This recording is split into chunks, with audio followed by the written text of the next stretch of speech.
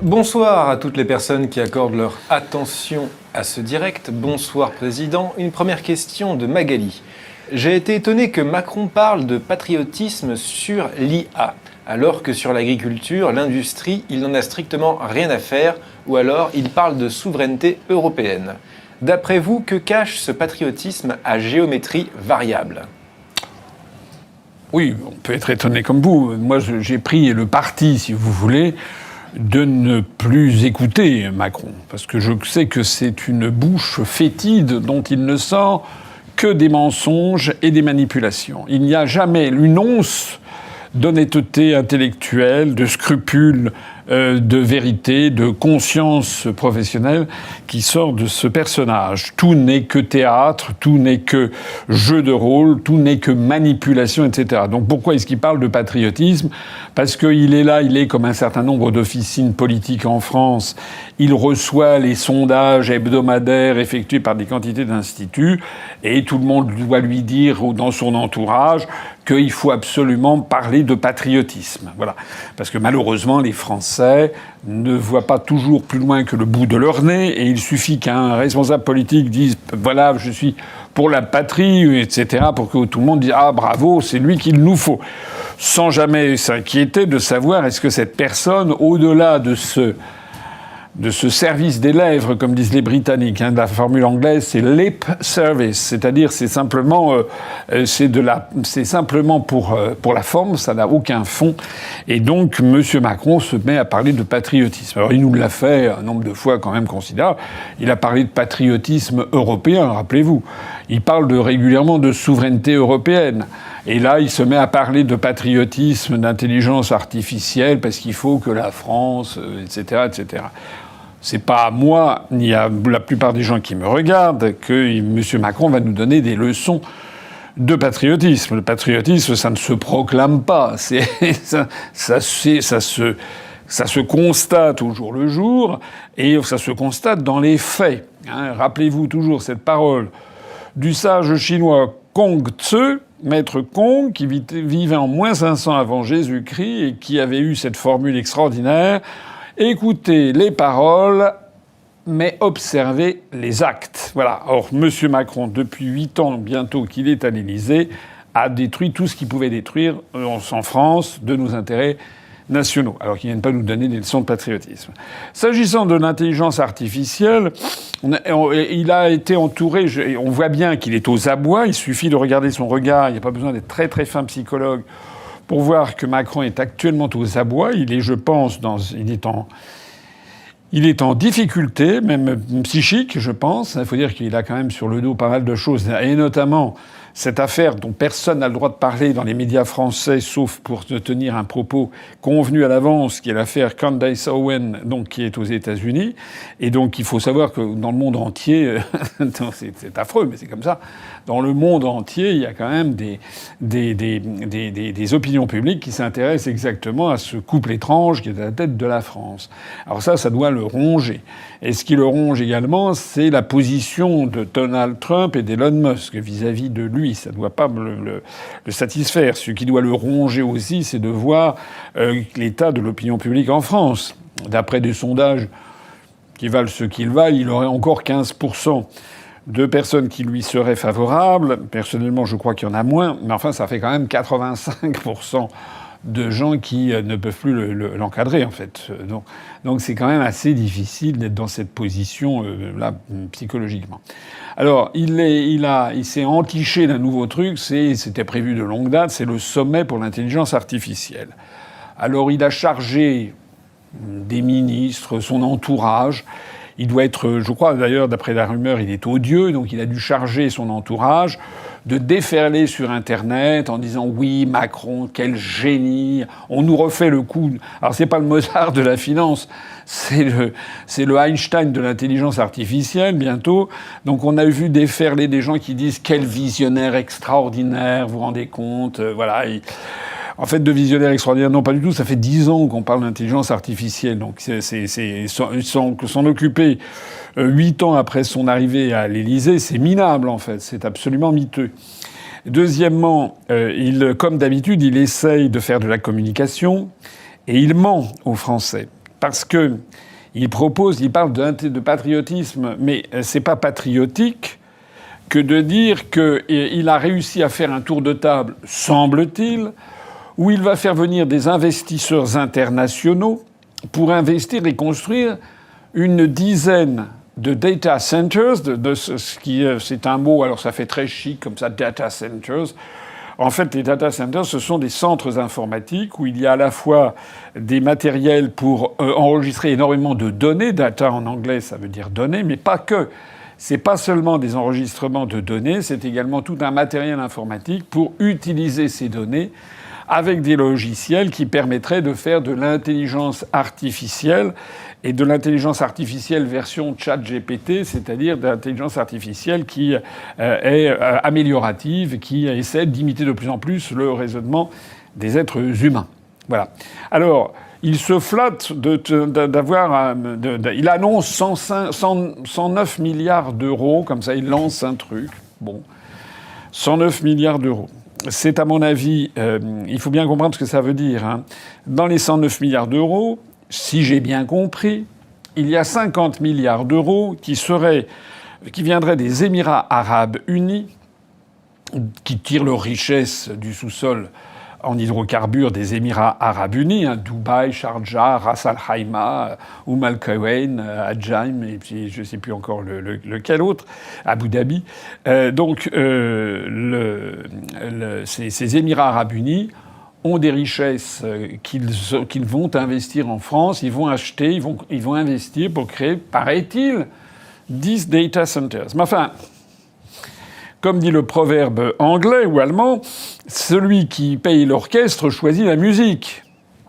Donc celui qui va investir, ce sont les Émirats arabes unis, ils vont quand même avoir le droit de regarder ce qui se passe dans ces data centers. S'il y a donc un risque précis et actuel que les investisseurs des Émirats arabes unis s'intéressent aux données qu'il y aura là-dedans. Donc quand il vient nous dire l'indépendance, la souveraineté française, patriotisme français, on est très très loin de l'affaire. C'est quand même extraordinaire. C'est comme si vous aviez chez vous, je sais pas moi, vous avez une maison de campagne et puis vous avez quelqu'un de très riche à côté qui vous dit « Vous inquiétez pas, je vais construire des cours de tennis, une piscine hollywoodienne dans votre maison de campagne, etc. etc. » Bon, ben très bien, mais s'il fait cet investissement-là, il est évident qu'il va ensuite demander à venir dans la piscine et sur les cours de tennis et qu'il va vous envahir tout l'été et que progressivement vous allez être chassé de chez vous, quoi. Enfin, vous n'allez pas pouvoir le mettre à la porte. Bon. Donc, déjà, il y a un problème. Sur les 109 milliards, il y a par ailleurs 20 milliards d'autres qui viendraient d'un fonds qui s'appelle Brookfield, qui est un fonds canadien. Mais si vous allez vous renseigner sur ce fonds, qui gérerait quelque chose comme 550 milliards de dollars, ça veut donc dire que les 20 milliards d'euros qu'il investirait éventuellement en France représenteraient à peu près quelque chose comme 4 à 5% de son portefeuille. Ce fonds Brookfield, en fait, a partie liée avec l'émirat du Qatar. Alors, on a déjà les Émirats arabes unis, dont la capitale se situe à Abu Dhabi. La capitale politique, la capitale économique, c'est plutôt à Dubaï. Et puis, il y a l'émirat de Doha, de Qatar, dont la capitale est Doha. Regardez une carte, c'est pas le même pays. Hein. Tout ça, ce sont des... Il manque plus que Bahreïn, et puis l'Arabie Saoudite, et puis le compte serait bon pour qu'en fait, eh bien, tous nos data centers vont être en fait possédés par des monarchies pétrolières, en fait. Alors pas tout à fait, parce qu'il reste donc 50 plus 20, ça fait 70. Pour atteindre 109, il reste 39. Alors là, les 39 milliards, on ne sait pas très bien de quoi il retourne, ça n'a pas été précisé, je n'ai pas vu ça dans la presse. Bon. Alors, ce qu'il faut savoir aussi, c'est qu'il s'agit de promesses. Hein, ce sont lorsque M.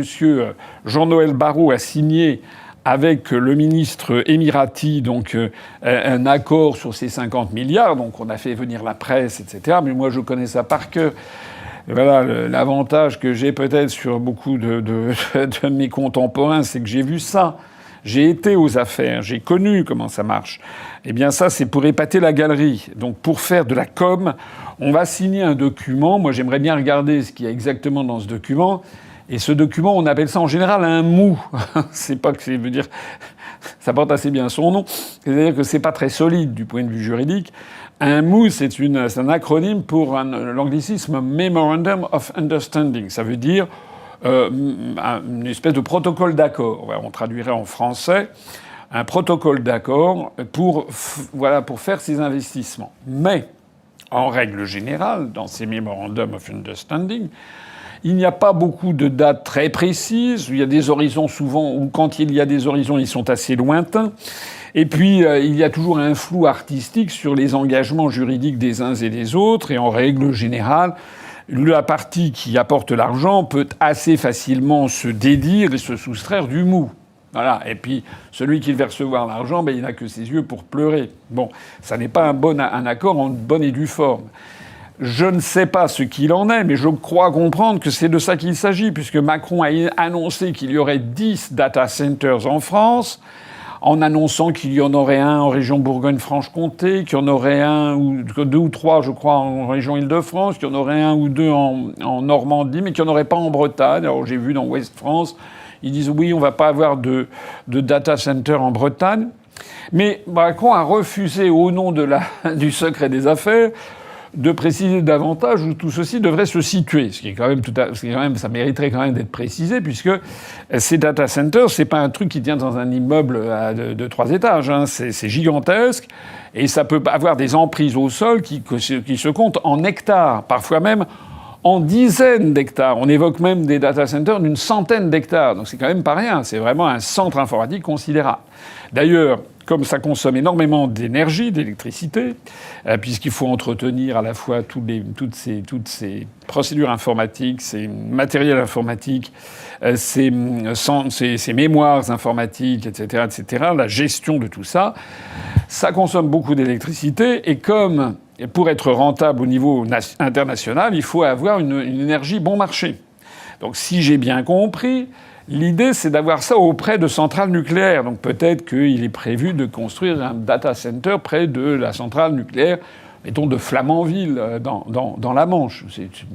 Ça paraîtrait assez logique. Mais il faut bien comprendre que sur cette affaire, la France est quand même dans une situation difficile, puisque à cause du prix du marché de l'énergie européen, à cause des sanctions contre la Russie, à cause de la destruction de Nord Stream par les États-Unis, etc., le prix de l'énergie en Europe en général et en France en particulier est très élevé, rendant donc les data centers non rentables, sauf si on les colle justement à une centrale nucléaire, par exemple. Là-dedans, on est dans le flou le plus artistique, et j'ai cru comprendre que, en fait, c'était à horizon de 2030. Donc 2030, c'est pas très lointain, mais c'est pas demain. 2030, c'est quand même dans 5 ans. Bon, voilà. Donc ces data centers dans 5 ans, qu'est-ce qu'il en sera exactement ? On n'en sait rien en fait. Hein. Voilà. Donc tout ça pour dire que cette gigantesque opération qui se voulait être une opération pour remettre Macron sur le devant de la scène, apparaître comme un visionnaire, en fait, ça ne donne pas grand-chose, puisque concrètement, d'abord, il n'y a rien de très concret qui soit fixé.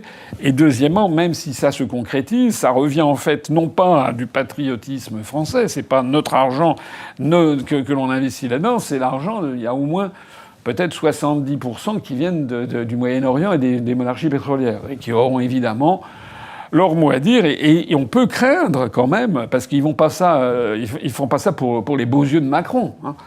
Ici, ils font ça, c'est qu'ils y ont un intérêt. Et s'ils ont un intérêt, ça peut être un intérêt financier, il faudrait que ce soit rentable, mais il peut y avoir aussi un intérêt en matière de renseignement. J'ajoute aussi que pour que tout ceci assure notre souveraineté, il faudrait aussi que tout le matériel soit français. Or, on en est très loin. Parce que la plupart des machines, semble-t-il, qui sont évoquées pour construire ces data centers viendraient soit des États-Unis d'Amérique, soit de Chine ou de Taïwan. Vous savez que Taïwan est le premier producteur mondial de micropuces. Donc tout ceci pour dire que tout ça, c'est très ronflant, c'est vraiment fait pour épater la galerie, mais quand on entre dans le détail, c'est pas terrible. Alors, ce sommet pour l'intelligence artificielle se voulait être une opération de communication, puisqu'il n'y a que ça avec Macron, et donc voulait le faire passer pour un visionnaire. Et il y avait donc ce sommet où il a fait venir un certain nombre de responsables politiques qui se sont réunis donc au Grand Palais, dont vous avez la photo derrière moi, qui se sont réunis en présence de Narendra Modi, notamment le Premier ministre indien, d'un certain nombre de sommités internationales, j'allais dire de somnifères. Il y a des sommités qui sont des somnifères, oui, ça c'est le cas, de sommités, et parmi lesquels, notamment ceux qui attiraient l'attention à part Narendra Modi, eh bien c'était Ursula von der Leyen et c'était le vice-président Vance, le vice-président des États-Unis. Alors c'est là qu'il y a eu un gros couac. D'abord, il y a eu des couacs diplomatiques parce que le soir, la veille au soir, le vice-président des États-Unis est arrivé à l'Élysée, il y avait personne pour l'accueillir. J'ai fait un tweet sur le sujet. Je connais bien le service du protocole du Quai d'Orsay, qui est chargé de tout le protocole de la République. Ce sont des gens qui sont extrêmement professionnels. C'est un métier difficile.